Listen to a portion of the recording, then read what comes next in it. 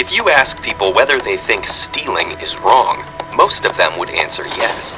And yet, in 2013, organizations all over the world lost an estimated total of $3.7 trillion to fraud, which includes crimes like embezzlement, pyramid schemes, and false insurance claims. This wasn't just the work of a few bad apples.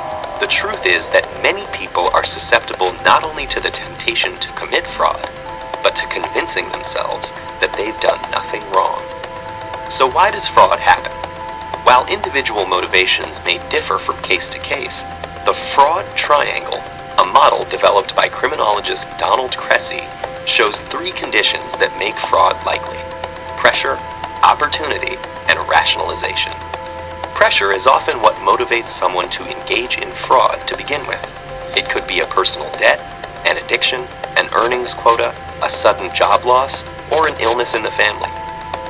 As for opportunity, many people in both public and private sectors have access to tools that enable them to commit and conceal fraud.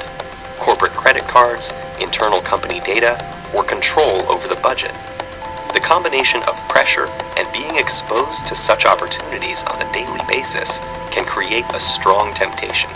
But even with these two elements, most fraud still requires rationalization.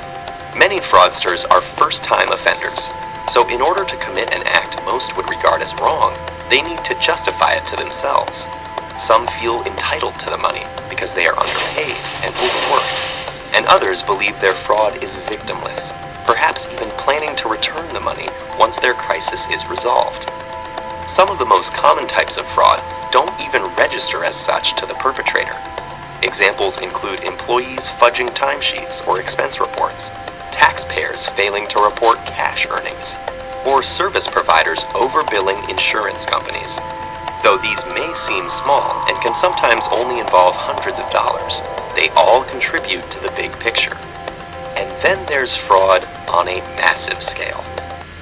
In 2003, Italian dairy food giant Parmalat went bankrupt after it was found to have fabricated a $4 billion bank account and falsified financial statements to hide the fact that its subsidiaries had been losing money.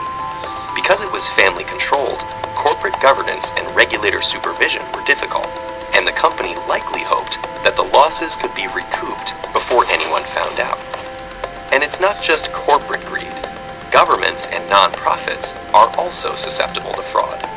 During her time as city comptroller for Dixon, Illinois, Rita Crundwell embezzled over $53 million.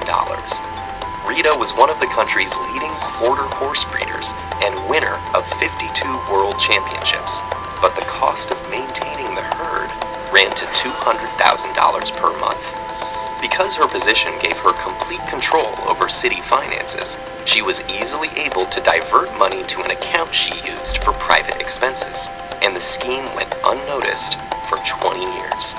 It is believed that Crundwell felt entitled to a lavish lifestyle based on her position and the notoriety her winnings brought to the city.